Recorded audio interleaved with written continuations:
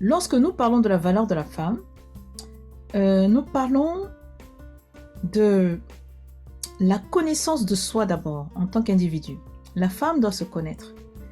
Et la meilleure façon que la femme a de se connaître est celle que nous a enseignée l'honorable Elijah Muhammad et le ministre Farrakhan, d'accord, qui nous dit qu'il faut mettre Allah en premier.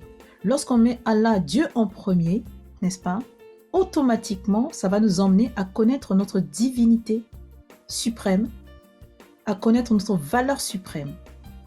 Et ainsi, on va gagner en valeur. Parce que la notion de valeur est liée au fait qu'on se connaît, on connaît sa spécificité, on connaît son caractère, on connaît ses attributs, on sait comment les utiliser et on sait surtout les utiliser pour rendre gloire à Allah. Et le monde dans lequel on vit aujourd'hui nous enseigne en fait plutôt de ne pas utiliser nos valeurs, au contraire de s'en débarrasser quand on a des valeurs. C'est de nous pousser justement dans un sens où on a des pratiques en fait dans lesquelles on sait que ça ne donne pas de la valeur, qui nous avilissent, des pratiques qui nous rabaissent, qui nous dégradent. Et plus on fait ça, plus la société dans laquelle nous vivons applaudit. Nous vivons dans une société qui a tendance justement à encourager tout ce qui est de l'ordre de la dévalorisation de soi et c'est encouragé par la société. Alors que, en même temps que cette société encourage la femme à se dégrader, mais on voit qu'en même temps, toute personne qui participe à ce phénomène-là va participer automatiquement à la dégradation de la société tout entière et donc du monde avec. L'état du monde dans lequel nous vivons est le résultat justement de la situation de la femme. L'état, la condition de la femme ayant été réduite, avilie, dégradée, les conséquences se font ressentir justement sur l'état du monde dans lequel nous vivons aujourd'hui, où on sent un égarement, une perdition, une dépression chez les gens. On sent que les gens ne sont pas heureux, peu importe de quel côté on est dans ce monde, les gens sont malheureux et chacun se cherche un petit peu partout, les gens partent un petit peu pour chercher mieux ailleurs.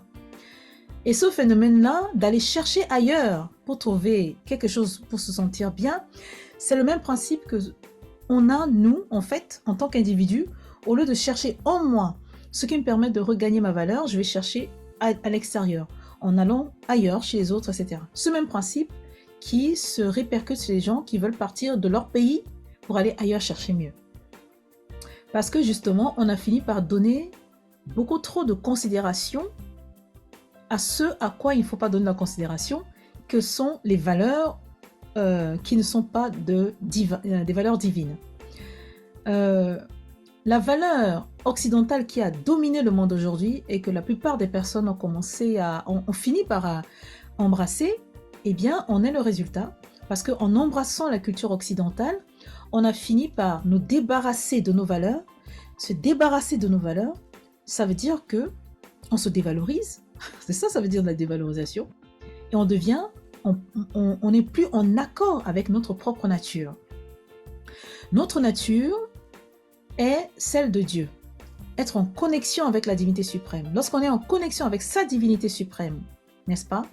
Ça, automatiquement, on va connaître sa valeur. Et cette valeur va se manifester à travers nos actions, nos paroles et ce que nous posons dans ce monde. Et c'est ce qui manque drastiquement aujourd'hui. Et c'est ce qui, normalement, doit être enseigné aux jeunes enfants pour qu'on puisse bâtir un monde de demain, un futur florissant, un futur stable, un futur un peu plus égayé pour l'humanité. Or, on voit qu'aujourd'hui, les gens sont malheureux. Les gens sont malheureux partout, ils sont, que ce soit en Asie, que ce soit en Europe, dans les Amériques, en Afrique, partout dans les îles, tout le monde veut chercher ailleurs. Tout le monde veut chercher ailleurs que chez soi. Tout le monde veut chercher ailleurs qu'on soit. Cela montre que nous vivons dans un monde qui a poussé l'humain loin de son état naturel qui lui permet d'être équilibré et de pouvoir être dans une disposition à faire des choses qui apportent de la paix, qui apporte la paix dans le monde. Plus l'humain s'écarte de sa nature, plus le désordre s'installe. Le désordre qui s'installe aujourd'hui est la conséquence justement de cet égarement de la divinité suprême.